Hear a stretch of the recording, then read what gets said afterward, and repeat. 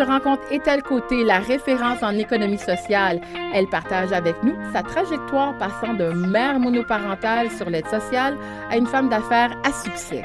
Elle discute avec moi de l'importance de l'entreprise sociale et du leadership au féminin. Alors, suivez-moi. Bonjour Ethel Côté. Bonjour. Tu es PDG de Mécénès, ta propre compagnie, qui est une entreprise sociale. C'est quoi l'entreprise sociale? Bien, écoute, en Ontario, il y a 3 formes d'entreprise sociale. Moi, j'ai choisi l'entreprise privée à mission sociale. Donc, on a créé une plateforme de sociofinancement, puis on soutient des projets dans la communauté.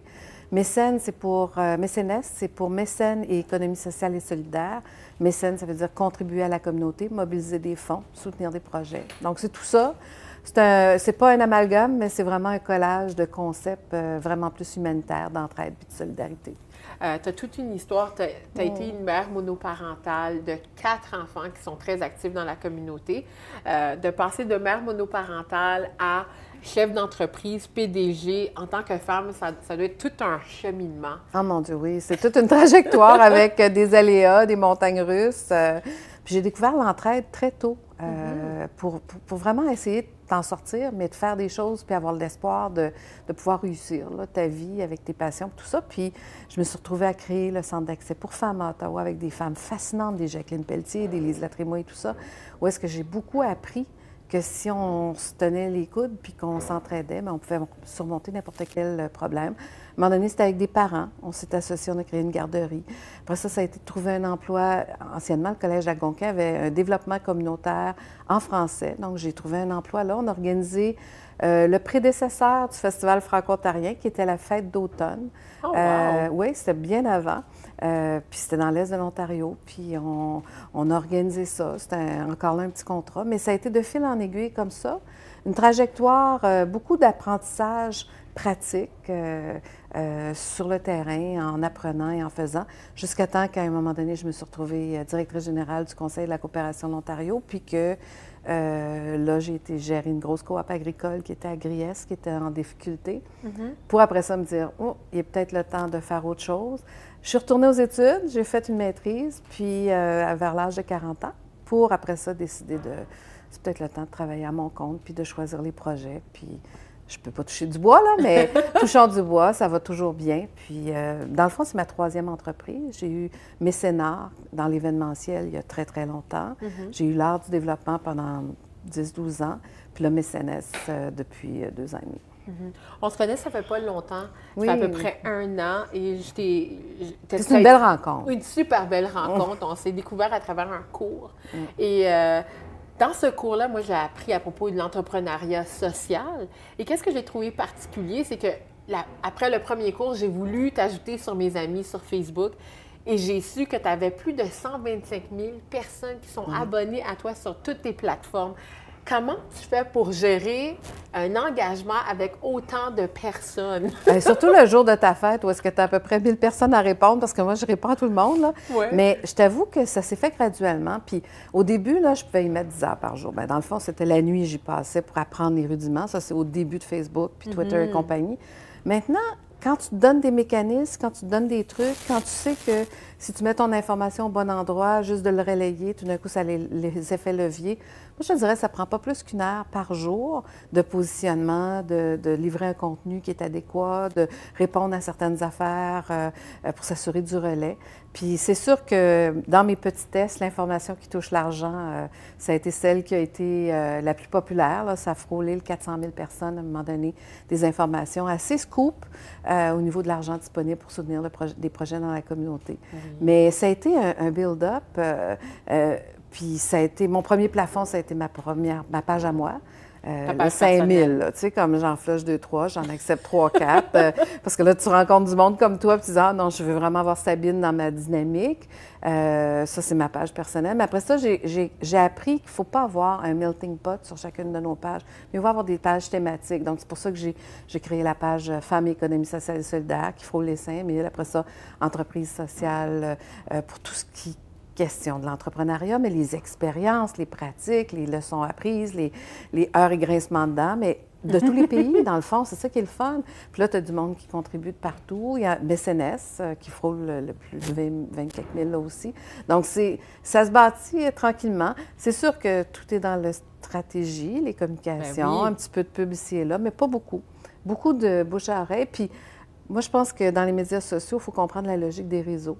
Moi, je vivais vraiment, là, je suis tombée dans les réseaux, le Réseau canadien de développement économique communautaire, le mouvement coopératif, ben jeune. Donc, la logique réseau, je la connaissais.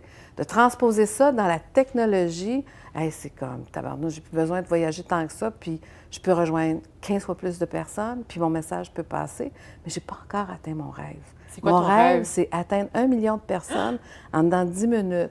Et je suis passée à ça de ce rêve-là un jour parce que j'ai rencontré le directeur général des plus grandes entreprises sociales, qui est Firefox. Firefox, c'est des millions de personnes. Paul Singer? Non, Paul Singer, ça, c'est en Amérique latine, au Brésil, en économie sociale et solidaire, qui a travaillé sur la loi et tout ça. Non, c'est Mark Sermon, qui est directeur de Firefox, qui est une entreprise sociale. Et eux autres, c'est des millions de personnes par jour. Donc, à un moment donné, je l'ai croisé, puis il me dit, ben c'est quoi ton message? Ben, pourquoi je te le dirais? Qu'est-ce que tu peux faire là-dedans? Puis après coup, j'ai appris que c'est mon...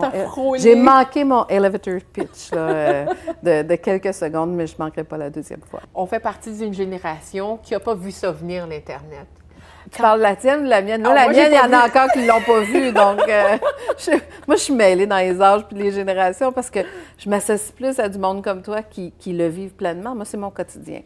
Dans ma génération, il y en a beaucoup que, tu sais, encore ce matin, je recevais des courriels puis ils disaient, tu sais, j'ai pris ton message, puis je ne sais pas comment répondre, puis si je réponds sur Facebook, vas-tu le voir? Tu sais, OK. Trouves-tu que c'est une barrière dans ton groupe d'âge que les gens apprennent pas à jouer avec ce médium qui est si important?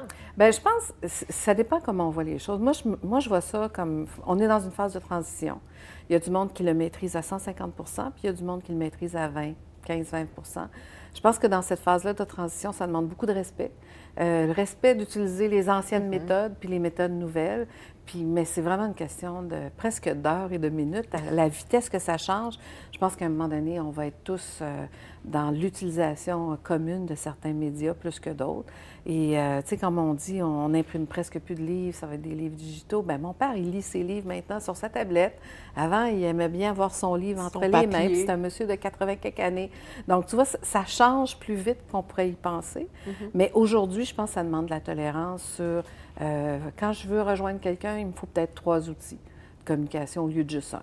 C'est quoi, les tiennes? Bien, moi, c'est les médias sociaux, Facebook, Twitter, beaucoup pour ceux qui sont succincts, puis le bon vieux courriel. La lettre, c'est quand je vais envoyer des cadeaux.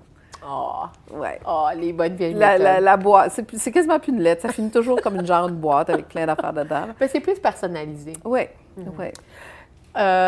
Tu t'es spécialisée en entreprise sociale. Ouais. Il y a un gros boom sur les médias sociaux d'avoir des blogueurs, avoir des gens qui ont des entreprises sur l'Internet. Comment tu as vu la technologie apporter cette nouvelle dimension à des entreprises? Bien, je regarde, puis tu sais, on nomme l'entreprise sociale. Moi, c'est beaucoup aussi l'entreprise d'économie sociale, donc tout ce qui est dans la logique collective. Mais je regarde sur Internet maintenant. Tout le monde a on crée, puis on a de l'accompagnement pour créer nos entreprises. Puis à un moment donné, on a des super bons produits, super bons services, mais on a de la difficulté à les vendre. Apprendre à devenir de bons vendeurs de ses propres produits, c'est pas évident pour tout le monde.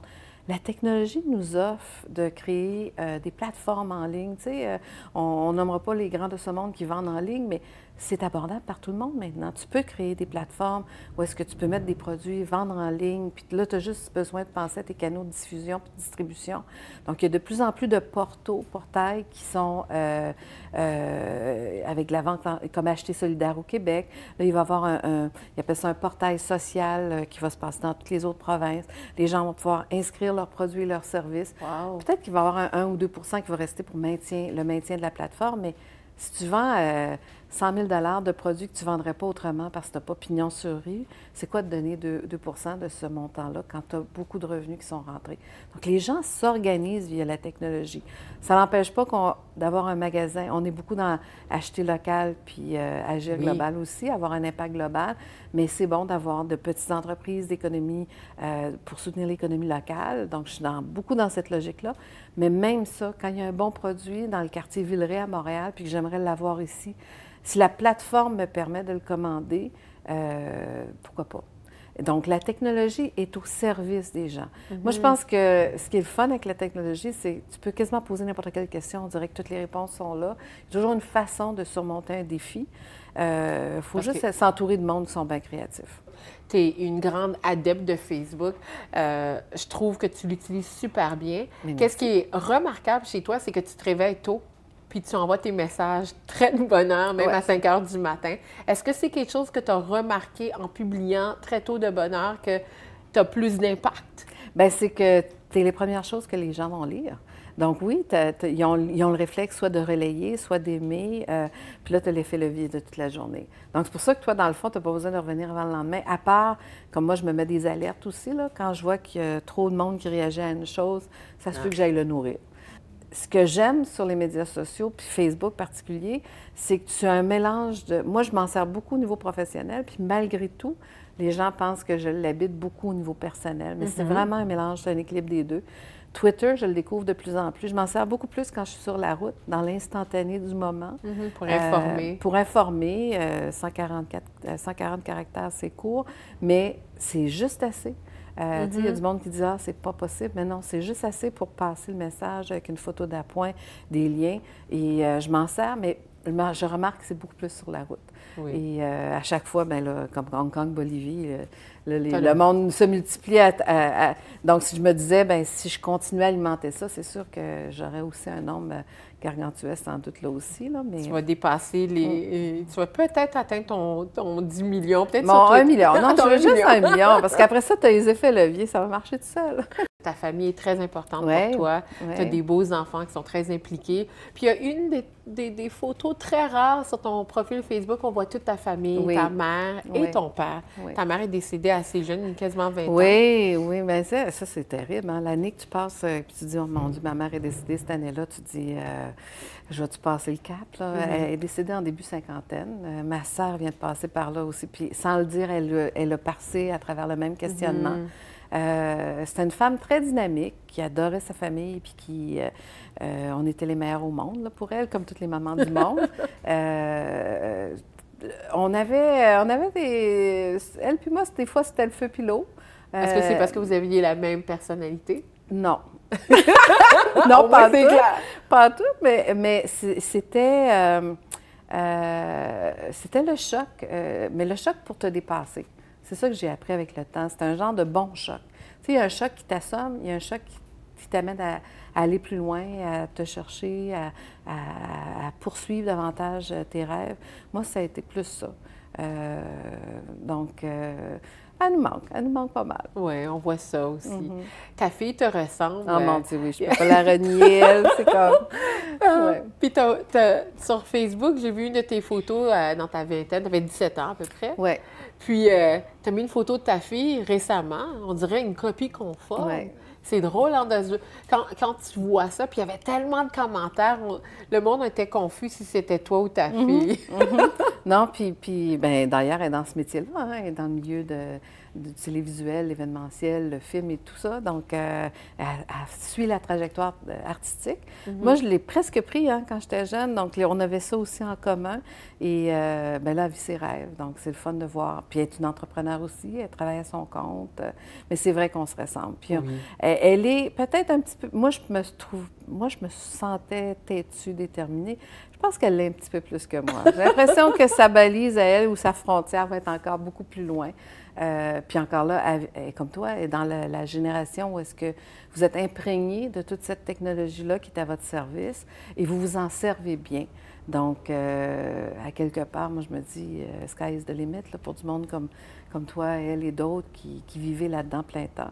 Tu en bénéficies aussi de cette technologie-là. Ah oui, non, moi, c'est... Je pourrais pas faire... je ferais le même travail au quotidien, mais ça n'aurait pas le même impact. L'impact, c'est que oui, ça a un impact auprès des personnes avec qui j'accompagne et tout, mais le fait que ces histoires-là puissent être racontées à d'autres niveaux, je me rends compte que ça laisse des traces, ça inspire, et vice-versa. Des fois, je reçois des histoires que moi, je partage, puis que là, les gens, je vois que ça les a touchés, ça les a inspirés, ça les a provoqués à changer quelque chose dans leur vie. Donc, on est vraiment dans une dynamique beaucoup plus globale, sans perdre le fil là, on est des humains, comme je le disais tout à l'heure. On est des personnes d'abord et avant tout, puis qu'on a du plaisir à marcher dans cette vie. Ouais. On voit que la technologie nous influence à plusieurs étapes de notre vie. Oui. Comment tu vois la technologie changer les entreprises dans les prochaines années? Surtout les médias sociaux, parce que... Je pense qu'on est passé la phase de dire la technologie va tellement mettre le monde à pied. Tu sais, il y avait ce vague-là. Oui. La technologie, les années 2000, je me souviens de ça. C'est la menace. En plus, on devait tous mourir en l'an 2000, là. On est tous encore là, mais ça devait mettre beaucoup de monde à pied. Puis là, on se rend compte que non, la technologie est un outil, est un moyen, et on a besoin autant de monde pour l'alimenter. On a encore besoin d'experts en marketing, en communication, en développement de contenu, en gestion de projet, tout ça. C'est juste qu'on va leur demander de se servir de différents outils pour le faire. Donc, si les gens ne vont pas s'acquérir de ces nouvelles compétences-là, ils vont être à côté du bateau à un moment donné. Ouais. C'est drôle là, que je te parle à toi, mais à 10-12 ans, moi, je me rappelle la madame qui faisait de la Gestapo-Mère pour faire des copies. C'était même pas une photocopieuse. Tu sais, comme là, moi, j'ai passé de la Gestapo-Mère à des photocopies qui étaient grosses de même, des ordinateurs qui étaient gros de même. J'avais le premier portable. J'avais un Apple avec un sac qui était gros de même. On appelait ça un portable. Tu sais, c'était lourd. Parce qu'il était portable. Parce qu'il était portable. Mais tu sais, c'était l'équivalent d'un ordinateur de bureau, mais il était portable. Tu fais l'amener à ton bureau. Donc, ça change tellement vite. Donc, imagine si le travail va changer. Puis ce sera pas... Moi, je vois pas de l'efficacité à outrance ou de la croissance à outrance. Je vois peut-être une qualité de travail. On va peut-être se donner le temps de concilier travail-famille. On va peut-être se donner le temps de... Parce que c'est prouvé, et il y a des pays où est-ce qu'ils ont investi là-dedans. Si on se donne davantage de temps pour du loisir, bien, on est très performant dans notre job, mais on a une qualité de vie, on dort mieux, on se nourrit mieux, on est plus en santé. On peut faire du sport. Tu sais, comme... Il y a peut-être une qualité de vie puis un équilibre qui va arriver à un moment donné. Parce que les gens ont tendance à dire la technologie aurait coupé des jobs. Après ça, c'est la technologie va nous amener une croissance puis une prospérité à outrance. Là. Les riches vont continuer à s'enrichir. Moi, je pense qu'il y a un équilibre entre se donner un milieu de vie où est-ce qu'on va vraiment vivre et non pas juste être à la course, la langue à terre, fatigué, tomber malade trop tôt. C'est combien de personnes qui veulent prendre leur retraite puis rendu à la retraite, ils crèvent. Tu sais, ça n'a pas d'allure. Donc, moi, je pense que la technologie va devenir un moyen pour nous créer un contexte de vie et de travail où est-ce qu'on pourra concilier plus de choses puis avoir une qualité de vie plus intéressante. Puis en parlant de qualité de vie, on sait que ça passe par les femmes. Oui. C'est quoi la place des femmes avec toute cette nouvelle technologie? On dit que les médias sociaux, à plus de 50 c'est les femmes qui utilisent les médias sociaux. Est-ce que tu penses que c'est quelque chose qui va continuer de grandir? Oui. Tu sais, toutes les études, là, actuellement, que ce soit en entrepreneuriat, en haute technologie, en sciences, en métiers non traditionnels aussi, on se rend compte que le nombre des femmes continue à croître, il y a un intérêt grandissant, il y a la place que les femmes occupent. Ça n'empêche pas, tu sais, le message que je disais tout à l'heure, les inéquités persistent, même si ça continue à diminuer. Mais oui, je vois de plus en plus de femmes qui vont pas juste être des blogueuses, puis des techniciennes, puis des expertes en communication, mais c'est qu'on a une façon de traiter un contenu, souvent de façon aussi plus holistique, plus globale, qui est une valeur ajoutée. Puis les études, c'est ce qui prouve d'avoir des équipes équilibrées d'hommes et de femmes à peu près du même nombre. C'est juste un plus, autant pour la grande entreprise que le petit commerce, que des télévisions, des radios. C'est vraiment partout parce qu'on a, l'homme et la femme, on a des façons de voir, d'analyser, de travailler, de gérer, différentes. De voir. Et ensemble, c'est complémentaire et ça nous amène juste plus loin. Les gens qui autres prétendent que l'innovation sociale est une avenue, c'est que c'est des gens qui disent il faut peut-être faire autrement. Que ce soit la politique, que ce soit l'économie, que ce soit le développement de nos communautés. Donc, moi, je fais partie un peu de ce gang-là, là, qui croit qu'on peut faire autrement. J'y crois fondamentalement. Oui. En parlant de penser autrement, on est en train de revoir complètement comment est perçu Ottawa. Ottawa 2017 arrive bientôt. Tu fais partie du conseil d'administration, si je ne me trompe pas, de la nouvelle scène. Oui. Et j'étais présidente fondatrice, puis là, je suis vice-présidente. Ça, je le savais. J'avais quitté depuis... Ah oui, j'ai mis 5 ans de ma vie au tout début. On a acheté le lieu, on l'a habité pendant 15 ans, près de 20 ans, là, le temps de construire le nouveau. Puis là, je suis revenue comme vice-présidente pour cette nouvelle vague là, de développement. Oui, cette nouvelle vague. On a fait le dévoilement dernièrement de la programmation. Oui. Puis aussi de la nouvelle scène. Oui. Tu dois être fière. Oui. C'est comme la place des francophones pour le théâtre. Oui, puis je t'avoue qu'il y a 20 ans, là, 25 ans, parce qu'on a commencé longtemps avant, peu de monde de notre communauté croyait dans ce projet-là. De penser que les artistes aient un lieu, oui. De penser qu'on le louerait, pas de problème. Tu sais, c'est pas un actif, il ne faut pas l'acheter. Mais la journée que c'est devenu un projet concret, de dire, hey, il y a un plan d'affaires, il faudrait se trouver 3 à 6 millions de dollars, il faudrait construire, parce qu'au début, on voulait construire le lieu de nos rêves, on parlait de 6 à 10 millions. Wow. Il a fallu balancer, s'ajuster avec la réalité de l'époque, parce que même 3 millions, parce que ça a été 3,2 millions, le premier projet, puis d'acheter l'atelier du CNA, puis beaucoup de monde de notre communauté n'y croyait pas. Dans notre visage, on disait « quel beau projet », mais dans notre dos, on dit « qu'est-ce que les artistes vont être capables de gérer ça ». Mais aujourd'hui, 20 ans plus tard, pas qu'on l'a reconstruit juste pour le reconstruire, il était tellement habité, ce lieu-là, qu'il fallait plus grand, plus technologique, plus à jour.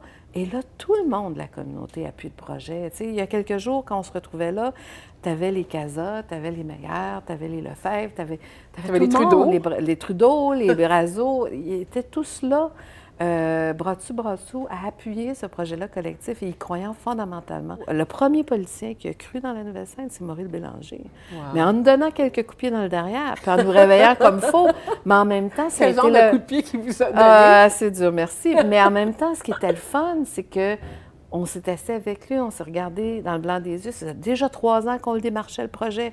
Puis à un moment donné, il y a eu comme un choc de la réalité, là, de dire hey, si on n'enligne pas nos flûtes, si on n'est pas solidaire avec Sudbury, si on ne met pas notre projet plus à échelle humaine, 10 millions, c'était le fun, là, mais à échelle humaine, qui va vraiment nous servir, qu'on prouve notre point, qu'on s'en sert pour vrai, qu'on est capable de l'habiter plein temps. Lui a été chercher le premier million à donner, pas juste des coups de pied dans l'arrière à nous, mais à d'autres mondes. Et ça a eu l'effet levier, de dire...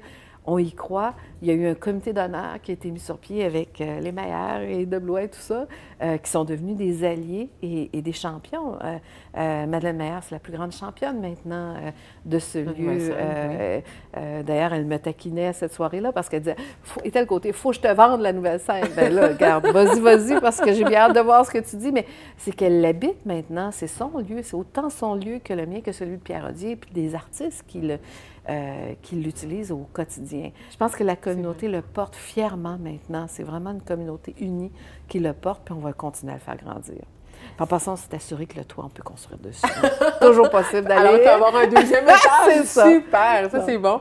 Est-ce qu'il y a d'autres choses qui t'excitent pour Ottawa? Pour Ottawa 2017, il y a comme un changement de cap. Oui, puis j'ai bien aimé comment la municipalité a mis en place l'équipe. Moi, j'ai été beaucoup dans l'événementiel il y a bien longtemps.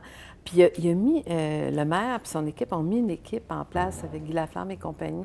Ils ont été chercher vraiment des pros de l'événementiel, des gens qui ne se sont pas abrutis avec le temps à travailler comme gestionnaire de projet. C'est vraiment des créateurs de l'événement, des créateurs de lieux. C'est du monde qui adore la ville. Puis ils sont devenus un peu comme des architectes, malgré eux, là, puis des coordonnateurs de toutes sortes d'énergie, parce que là, ça a commencé petit, puis les premières annonces, puis là, tout le monde a le goût de faire quelque chose en 2017, puis les autres, ils coordonnent ça, puis ils tissent des liens entre les événements, puis je pense que l'approche a été gagnante et j'aime le buzz qui est en train de s'installer autour d'Ottawa. Tu sais, on entend moins qu'on roule les trottoirs après 7 heures dans le centre-ville. Ça fait des années que j'ai pas entendu ça, là. Bien, parce que il y a une vague de changement. On est sur le marché, là, on entend la construction. Je suis passée au Centre Rideau pour aller porter un sac qui s'était brisé, puis encore là, tout se rénove. Il y a une couleur du jour, il y a une signature, une nouvelle signature, il y a une énergie différente. Et qu'est-ce qu'on souhaite voir de toi sur les médias sociaux? Bien, moi, je t'avoue, mon rêve, là, ça serait... Parce qu'à un moment donné, je me suis dit, mon Dieu, je pourrais quasiment faire ça plein temps. Puis oui, puis j'aurais du fun. Parce que... Sur les médias sociaux? Oui, Travailler, parce que là. je travaille beaucoup dans le développement de contenu, je donne des cours, tout ça. Là, je travaille à créer une plateforme de formation en ligne pour rendre la formation accessible d'un bout à l'autre du monde. Puis aussi avoir un plan de retraite, là. Les revenus vont rentrer parce que les formations, j'en ai à peu près 70 que j'ai besoin de filmer puis de mettre en ligne. Mais ce qu'on souhaite, que ce soit à moi ou à la communauté, je nous souhaite de travailler davantage en collaboration. Je crois que souvent, on pense qu'on devrait être en compétition les uns les autres, puis c'est pas nécessaire. Il y a tellement d'autres forces qui nous poussent, qui nous bousculent et tout ça. Les gens dans la même communauté, il y a de la place pour tout le monde, puis il y a une harmonie dans laquelle je crois qu'on pourrait vraiment aller chercher toutes nos belles énergies pour faire encore plus avec les ressources qu'on a. Il y a bien des ressources dans la communauté. Il y a de l'argent, il y a du monde, il y a des talents, il y a des compétences. Et honnêtement, moi, j'aimerais ça qu'on passe de la giblotte compétitive qu'on a actuellement à une certaine harmonie, une efficience et une synergie où est-ce que qui que ce soit aurait du plaisir à faire ce qu'il y a à faire.